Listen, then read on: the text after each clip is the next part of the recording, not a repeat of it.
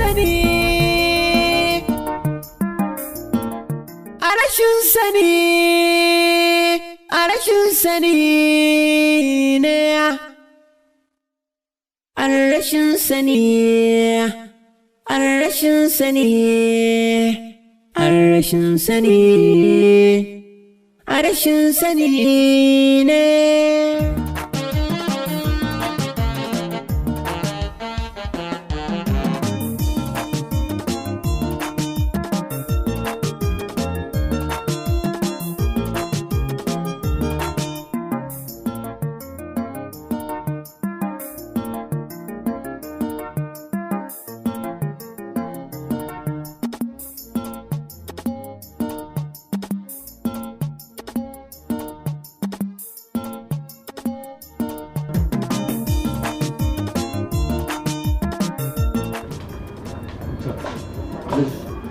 Ina mai kifarwa da yarinyar nan ina so ku saki jikin da Allah kan bayani gaskiyar mai kifarwa da ita so da ni ne mahaifinta ta kana son san cikakken abin da ke damunta. Gaskiya ne Aminci, sai dai ka yi hakuri da abin da zai gaya maka. Inna lillahi wa inna ilaihi raji'un. Likita me yake faruwa ne? Hajiya me yake faruwa ne? Sai ka ce wacce aka yi wa rasuwa. Ba fa ce aka yi miki. Ai kya bari ki ji abin da zan gaya muku. Ba kyai saurin yanke mata hukunci ba. Sannan fa yarinyar nan ba fa mutuwa ta ba. Wannan ba magana ki bace. Yanzu da kina mutane kuka ne gurin ba son karjin mure kenan. Sai ki canza abin da Allah ya rubuta. In ma ta mutu lokacin ta ne.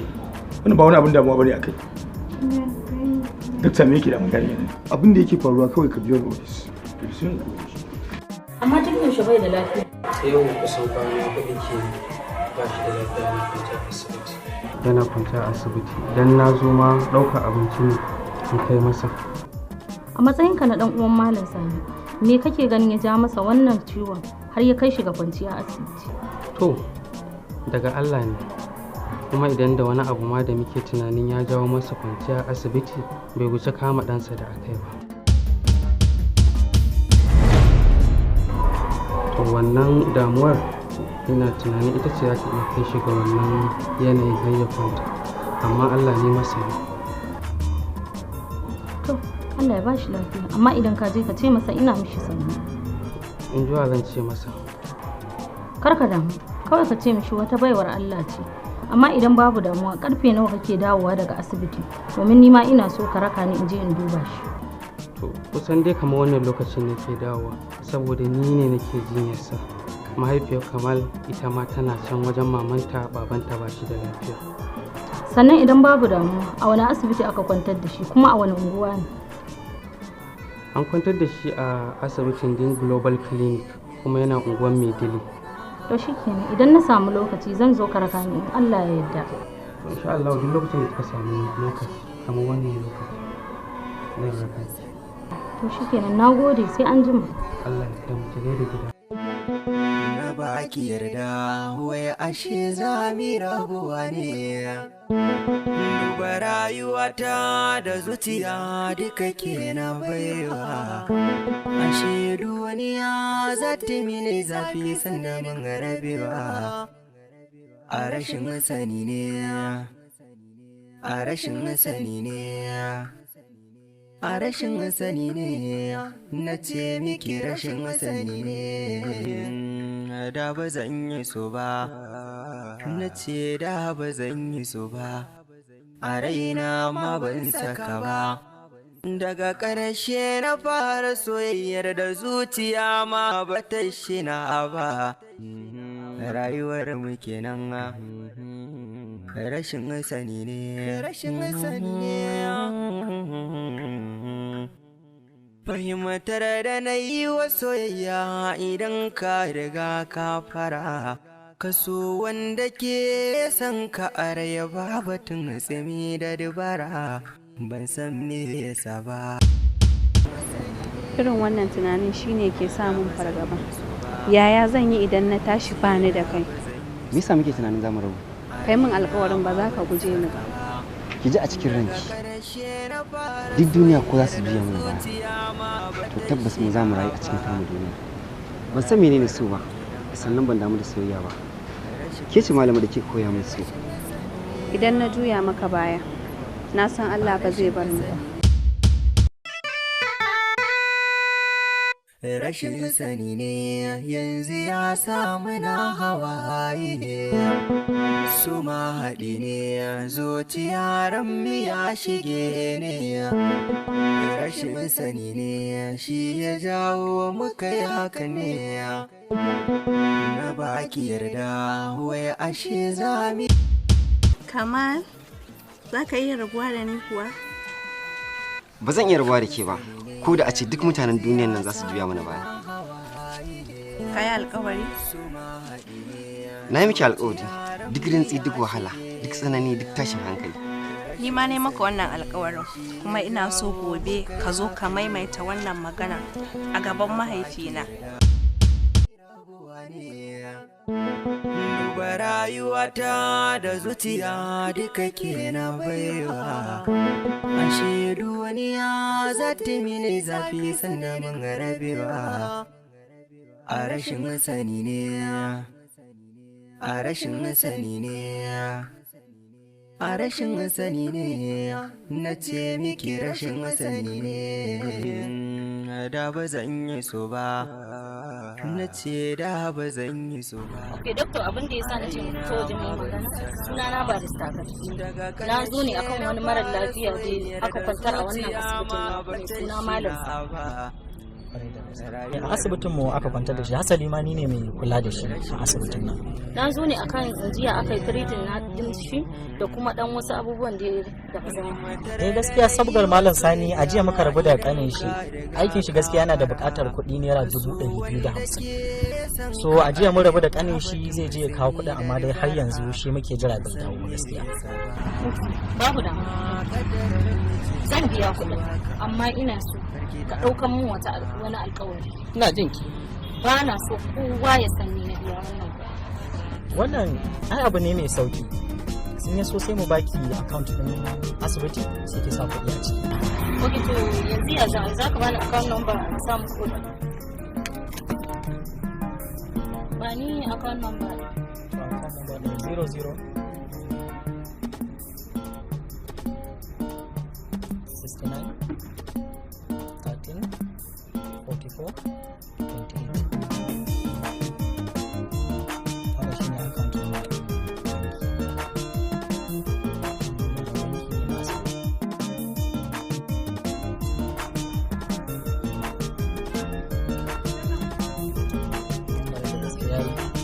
So Barista, muna godiya sosai.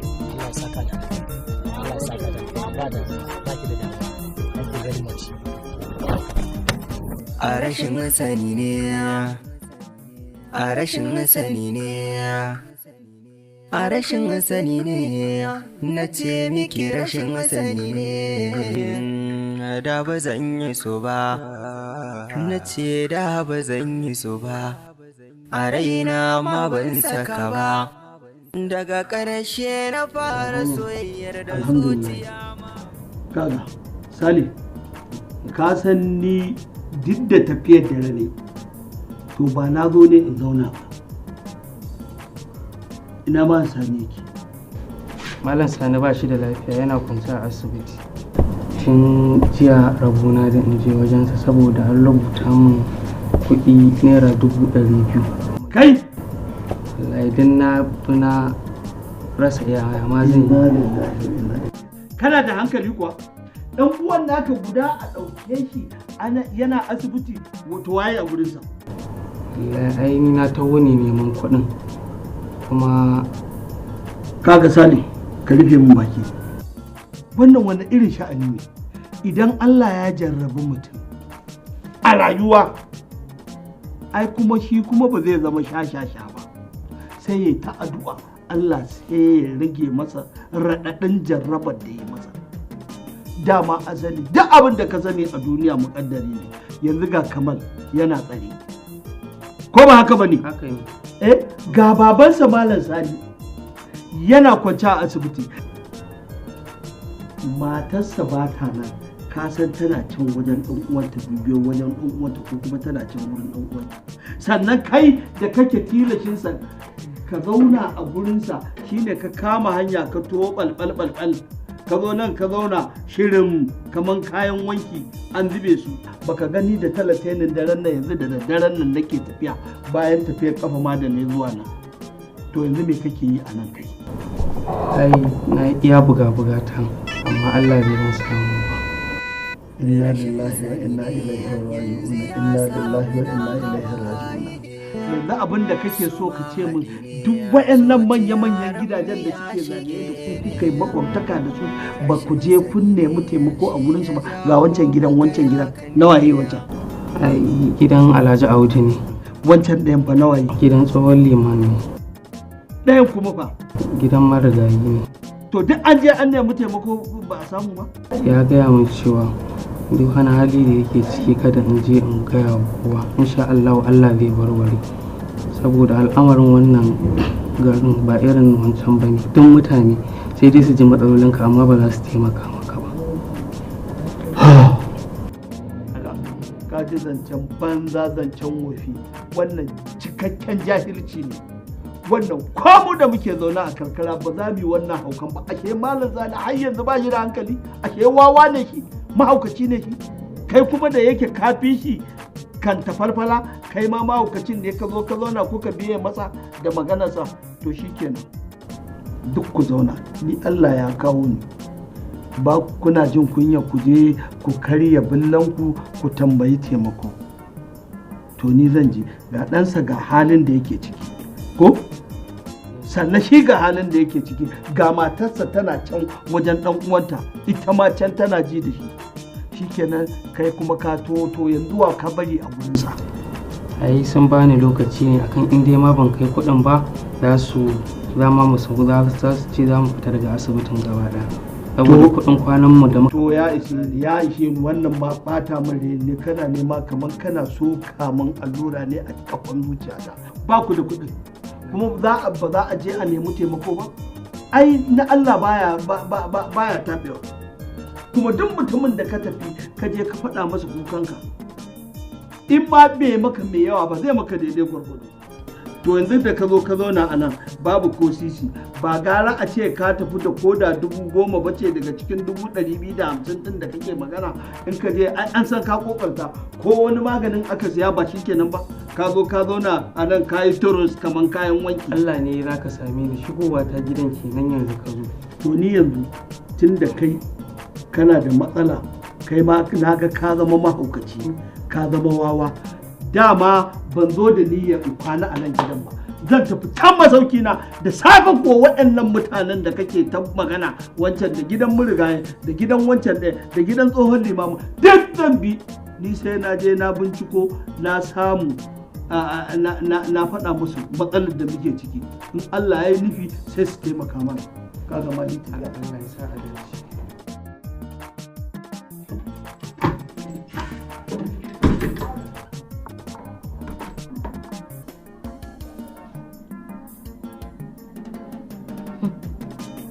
dai baya fasa halinsa ba magana nake muku ba ne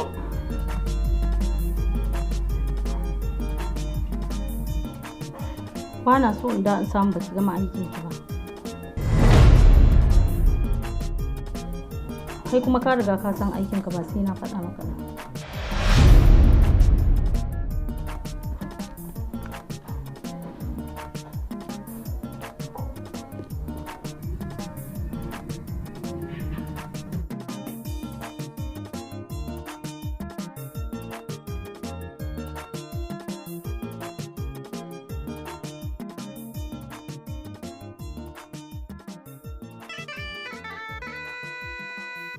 rashin sani ne yanzu ya samu na hawaye ne su ma babana ka san abin da yasa na kirawo ka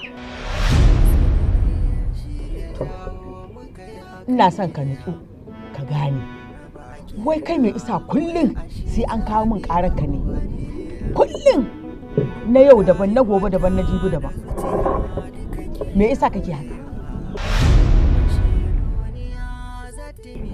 na fi son ka nutsu kar ka shiga bakin duniya kowa ya dinga kawo min kararka in ka san bakin wani ba ka san bakin wani ba Baba, kawai mutane ne ba sa suna da arziki, shi yasa koyaushe suke kawo karata gurinki. Ba haka bane. Yanzu ba a kiwon dabba, mutum ake kiwo. Da baka yi ba ba za a kawo ba mun kararka ba. Ka daina babana, ka daina. Ka ji ko? Ka nutsu, ka gane, ka san abin da kake yi. Ba hana ka mu'amala da kowa ba, amma fitina ka daina yin ta. Kana ji na ko? Yawwa. Ina ajiyar da na baka?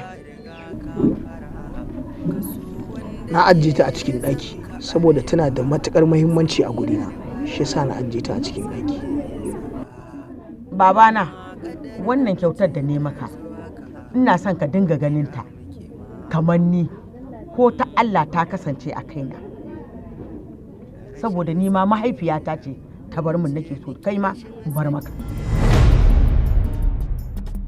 Ina son abin nan ya zama mai muhimmanci a gare ka.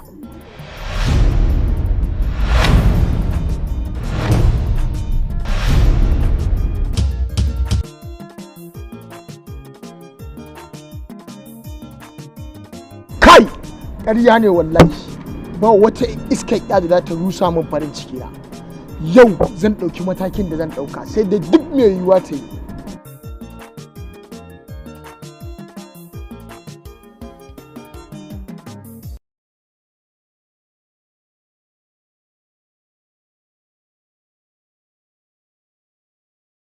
Wannan ƙayataccen shiri zai dinga zuwan muku ne a duk ranar Laraba da misalin karfe 8 na dare. A tashar mu ta Shela Hausa TV 24. Ku danna subscribing sannan ku danna mana ƙararrawa domin sanar da ku lokutan da muke ɗora ƙayatattun shirye-shiryenmu. A tashar mu ta Shela Hausa TV 24.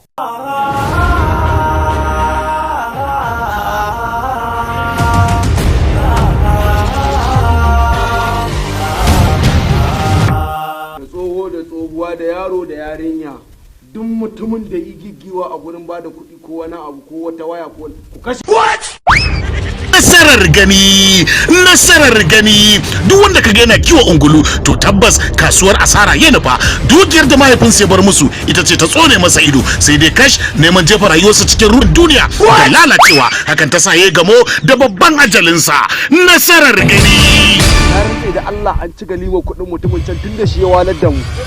Kai tarin fa ya koga ga sawun baburin sanan tarin fa ya koga. A wannan ake sa, wannan ake tauga. Wannan shiri zai rika zuwar muku a tashar mu ta YouTube mai suna Umar Sele Hausa TV. Ku yi subscribe ku danna kararrawa. Wai kai Bala, wai kai da wani? Tauraro ya mai wutsiya. Ganin ku ba alheri. Daga yau sai yau babu kai babu gidana. In na ƙara ganin ka wallahi ranka samu kurwa sabaci. Babu sana'ar da nake yi kawo, sannan ga talauci yayi mana katutu. Sannan gashi ba mu da cinyo ba mu da na gobe. Wai kai mai isa ne kake haka ne? Wannan wani irin mugun hali ne haka? Kai ba za ka hakuri da abin da ga aka baka ba. Kai wa kake ga wannan magana ina faɗe kana faɗe ne kai? Ya zai a ci a gan wannan abu? Gadon dukiya ba illa bane, haka zalika amfani da ita ba illa bane, sai dai kash wane ne zai iya tasarrafin dukiyar, sai dai 'ya'yan sun nemi su da gayyara. Ni da kai ke ma ki da wanne zan je? Umma kamar fa matsayin uwata na ɗauke ki, abin da zan wa mahaifiyata ta ji daɗi ke ma zan iya yi. Rayuwarsu ta shiga cikin kunci domin ganin cewar ba su mallaki abin da suke da shi ba. Nasarar gani, labari da tsarawa Abba Abdulkarim Yalwa, ɗaukar nauyi Ishak Miya, mashiryin shirin Umar Musa Sele, mataimakin mai bada umarni Ibrahim Shamu. Ya fice ta bayan shamaki, to ya kake so mi ma? Kai baka san wasa ba? Wani wasa Alhaji, kai ka sani fa ina ganin girman ka, banda kai ne billahi la azimu dole sai ka mutu a gurin nan dan ka san aiki na baya kwana. Wanda ya bada umarni Sa'ad Maska. Nasarar gani. Dona shiri zai rika zo muku duk ranar Talata misalin karfe 8 na dare.